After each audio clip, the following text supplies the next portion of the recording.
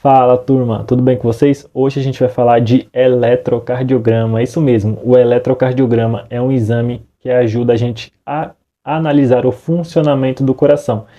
Vitor, o que significa aquele monte de traçado que os médicos e os enfermeiros interpretam? O paciente está com infarto, o paciente está com arritmia, eu não entendo nada. Calma, nesse vídeo eu vou te ensinar o básico do eletrocardiograma para você começar a interpretar na sua prática clínica, tá? Se você tem dúvida nesse assunto, fica até o final desse vídeo que eu vou descomplicar o eletrocardiograma para você. Mas antes eu vou pedir que você deixe o like aqui no vídeo, se inscreve, compartilha, ativa o sininho de notificação para não perder os próximos conteúdos e não esquece de me seguir lá no Instagram, tá? Bora lá pro vídeo.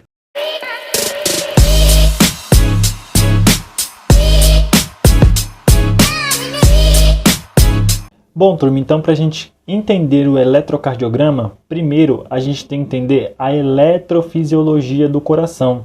Entendendo a eletrofisiologia do coração, as ondas eletrocardiográficas vão fazer mais sentido. Muitas vezes as pessoas querem interpretar o eletrocardiograma sem antes entender a eletrofisiologia e aí acaba tendo algumas dificuldades, tá? Coisa que vocês não vão ter porque a gente vai abordar isso aqui agora, tá? Então vamos lá. O coração, ele é um órgão muscular. O músculo cardíaco, músculo estriado cardíaco. Esse músculo estriado cardíaco, ele tem células que têm a capacidade de se autoexcitar, por elas terem junções comunicantes. Então, uma célula consegue se conectar a várias outras células ao mesmo tempo. Mas, se a gente parar para analisar, por mais que ela tenha a capacidade de autoexcitação, se as células do coração contraíssem na hora e na forma que elas quisessem, as contrações seriam bagunçadas, vocês concordam comigo? Então, a gente tem um sistema elétrico, feixes elétricos que passam em diferentes partes do coração com a finalidade de manter a passagem do impulso elétrico para despolarizar cada parte do coração de forma síncrona. E aí que entra a sístole e a diástole, de forma síncrona, de forma efetiva, tá? Então, quando a gente segue esse princípio de entendimento, vai ficar muito mais fácil, tá? Então, a gente vai conhecer os marcapassos fisiológicos do coração e o que cada um representa e em qual parte do coração eles passam. Então, vamos lá. Quando a gente olha o coração aqui, a gente vai ter próximo da veia cava superior um marcapasso chamado nó sinusal, tá? Nó sinusal ou nó sinoatrial. Esse marcapasso, ele é muito importante porque ele é um marcapasso natural do coração que a gente fala, é um marcapasso que vai gerar o primeiro impulso elétrico para despolarizar a primeira parte do coração, que são os átrios, tá? Então, a partir do momento que o estímulo elétrico sair daqui do nó sinusal, ele vai percorrer as vias internodais. E se vocês analisarem, as vias internodais, elas estão ligadas ao átrio direito. Então, o impulso sai do nó sinusal pelas vias internodais, despolarizando o átrio direito. Mas, para despolarizar o átrio esquerdo, a gente tem mais um feixe chamado feixe de Beckmann. Então, o feixe de Beckmann é um feixe, é um ramo elétrico que despolariza o átrio esquerdo, tá? Então, guarde bem essa informação. A partir do momento que despolarizou o átrio direito e esquerdo através das vias internodais e do feixe de Beckmann, o impulso elétrico vai chegar na próxima parte do coração, que é essa parte aqui, ó, onde tem um marcapasso chamado nó atrioventricular. Esse marcapasso tem esse nome porque ele está entre o átrio e o ventrículo, por isso que é nó atrioventricular, tá? Qual que é a função desse marcapasso? Esse marcapasso, ele tem a função de atrasar a passagem do impulso elétrico do átrio para o ventrículo. Por quê? Vocês concordam que contrai primeiro o átrio na parte superior, depois o ventrículo na parte inferior. Mas se o impulso elétrico passasse muito rápido do átrio para o ventrículo, ia contrair átrio e ventrículo junto, que não é para acontecer. Então esse marcapasso não atrioventricular, ele tem a função de retardar a passagem do impulso elétrico para que o átrio contraia, termine de ejetar o sangue para o ventrículo e logo após o ventrículo gerar uma sístole mandando sangue tanto para o pulmão quanto para o corpo, tá? Então, o entendimento desse marcapasso também é de extrema importância, tá? Logo após que o nó AV atrasou o estímulo e liberou ele para o próximo marcapasso, o próximo marcapasso vai ser o marcapasso feixe de His. O marcapasso feixe de His, ele é um marcapasso ventricular. ou seja, ele vai despolarizar as células ventriculares, tá? E aí, depois que o feixe de His liberar um impulso, o impulso vai vir para o ramo esquerdo, para o ramo direito, e esses feixes aqui mais na periferia do coração se chama fibras de Purkinje. Fibras de Purkinje, tá? Então, a partir do ramo direito e esquerdo, vai ser liberado para as fibras de Purkinje, tá? E aí, o coração, ele contrai, ok? Então, a partir do momento que a gente entendeu essa parte aqui, agora a gente vai entrar de fato o que cada onda representa, onde o impulso elétrico está passando, e eu tenho certeza que agora vai ficar muito fácil, tá? Então, vamos lá.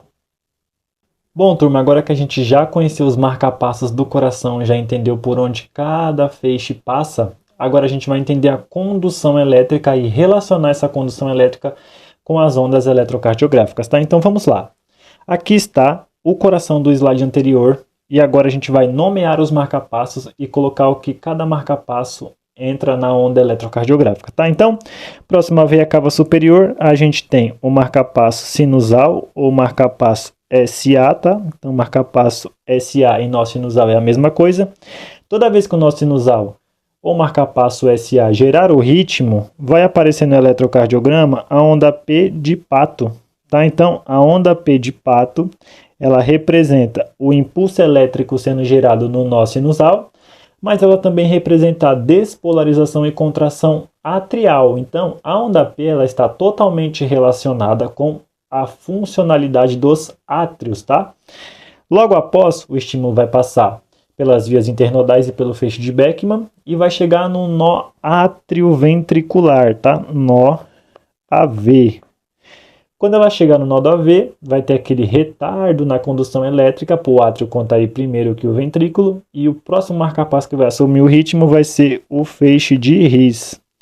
A partir do momento que o feixe de His assumir o ritmo, vai ser gerado o complexo QRS. Complexo QRS, tá? E o complexo QRS, ele representa a despolarização e contração dos ventrículos, tanto direito quanto esquerdo, porque lembra, o estímulo passa do feixe de His para o ramo direito, o ramo esquerdo e as fibras de Purkinje. Isso faz com que tenha a contração do ventrículo direito e ventrículo esquerdo, tá? Então, o complexo QRS, quem gera é um marcapasso feixe de His, tá? E isso está totalmente relacionado com o funcionamento ventricular do coração, tá? Agora, quando a gente olha a onda T de tatu, a onda T de tatu, ela é a onda de repolarização. Repolarização é igual a relaxamento ventricular, tá? Então, a onda T representa o relaxamento dos ventrículos, ok? Aí você deve estar se perguntando, mas Vitor, e o átrio? Não tem onda de relaxamento para o átrio? Até tem, mas a onda de relaxamento atrial, ela está encoberta dentro do complexo QRS. Por isso que a gente não vê onda de relaxamento ventricular, porque o complexo QRS, ele acaba cobrindo aí a onda de repolarização atrial, mas a repolarização atrial, ela acontece, tá bom, turma? Então, é assim que cada onda representa aí o funcionamento dos marcapassos, tá? Bom, turma, agora que a gente já viu a relação dos marcapassos com as ondas eletrocardiográficas, agora a gente vai analisar as ondas dentro do papel milimetrado, onde o eletrocardiograma ele é realizado, tá? Então, a gente tem as ondas PQRST, onde a gente sabe que a onda P de pato representa o funcionamento atrial, o estímulo foi gerado pelo nó sinusal, né? Lembra disso? Então, maravilha. Então, qualquer problema relacionado com a onda P, de agora em diante, vocês sabem que é um problema de átrios, tá? Então, o átrio pode estar sobrecarregado, sobrecarga do átrio direito, sobrecarga de átrio esquerdo. Algumas arritmias têm ausência de onda P. Então, tudo que for onda P está relacionado com a parte dos átrios, tá? Quando a gente olha aqui da onda P ao começo do complexo QRS, a gente tem um intervalo chamado intervalo PR. O que significa intervalo PR? O intervalo PR é do início do estímulo gerado no marcapasso sinusal, onde ele percorre as vias internodais e o feixe de Beckmann e chega no nó átrio-ventricular. Então, esse tempo que foi gerado o impulso elétrico no nosso sinusal até o nó da V, a gente chama de intervalo PR, que é esse intervalo aqui, ó, tá? E muitas vezes, em algumas patologias, em algumas bradiarritmias, esse intervalo ele é importante, porque esse intervalo pode estar aumentado. Vocês concordam comigo se o intervalo PR está aumentado, então está tendo dificuldade ou está demorando para o impulso passar do átrio para o ventrículo mais do que é fisiológico. É aí que entra os bloqueios atrioventriculares, as BAVs, né? Que a gente estuda nas bradiarritmias. Então, o conhecimento do intervalo PR, ele é importante para isso também. Quando a gente for analisar arritmias, a gente tem esse conhecimento, tá? Logo após o intervalo PR ali, vai ter gerado o complexo QRS, tá? Então, o complexo QRS, vocês já sabem, é quando o feixe de His assume o ritmo e propaga ele para o ramo direito e para o ramo esquerdo, tá?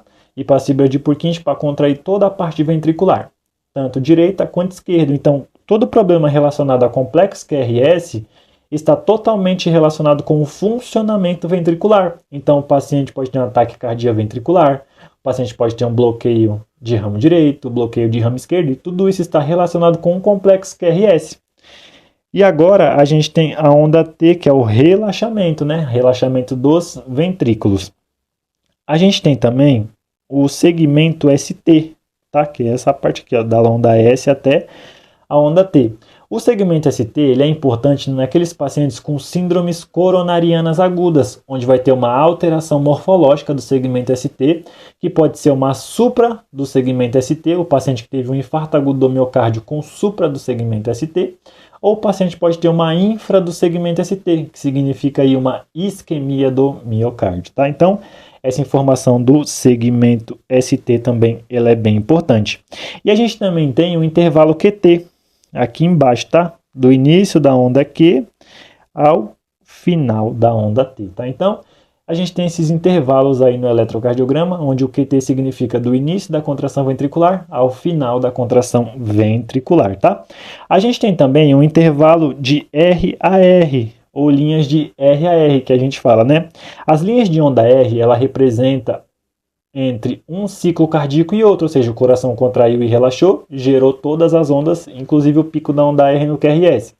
Após o próximo ciclo cardíaco, vai ser gerado mais outras ondas e a onda R também. Então, esse intervalo é importante, principalmente para a gente mensurar a frequência cardíaca do paciente, olhando para o eletrocardiograma. Eu já vou dar uma dica para vocês. Toda vez que o intervalo de RAR estiver muito distante, significa que o ciclo cardíaco do paciente está aumentado e o paciente está com bradicardia com muita certeza, tá? Agora, se a gente tem um intervalo RR entre o ciclo cardíaco e outro ciclo cardíaco muito próximo um do outro, vocês concordam que o coração vai estar trabalhando mais rápido? Então, o paciente vai estar com uma taquicardia, tá? Aí o ritmo precisa ser analisado para tomar as devidas condutas, tá bom? Então, é assim que o eletrocardiograma aí demonstra o funcionamento cardíaco para todos nós. Espero que vocês tenham entendido. Bom, pessoal, agora que a gente já tem uma base estruturada, vamos olhar para um eletrocardiograma de 12 derivações, tá? Então, vamos lá. Quando a gente pega ou faz um eletrocardiograma no nosso paciente, ele vai sair desse jeito. Então, o que isso representa para a gente? Então, se vocês analisarem aqui, a gente tem a derivação 1, a derivação 2 e a derivação 3, tá? A gente vai ter AVR, AVL e AVF. E aí a gente vai ter as derivações precordiais, V1, V2, V3, V4, V5 e V6. Então, o eletrocardiograma, quando a gente coloca os eletrodos na parte do tórax do paciente, vai analisar o coração de diferentes ângulos, tá? Então, a gente vai circular aqui, vai analisar o que cada onda representa, o que cada derivação representa e qual parte do coração ela está nos mostrando, tá? Então, quando a gente olha para cá, para o eletrocardiograma, a derivação 1 e o AVL, ela representa a parte lateral alta do ventrículo esquerdo, tá? Então, quando a gente olha para a derivação 1 e AVL, a gente está olhando para a lateral alta do ventrículo esquerdo, tá? Quando a gente olha para D2, D3 e AVF, a gente já está olhando para a parte inferior do ventrículo esquerdo. Então vamos dar um exemplo. Seu paciente tem um supra do segmento ST em D2, D3 e AVF, provavelmente ele teve um infarto de parede inferior. Então o eletrocardiograma ele mostra ali as diversas partes do coração para a gente. Agora, quando a gente olha para V1 e V2, V1 e V2 são derivações anteroseptais. Lembra do septo do coração, do meio do coração?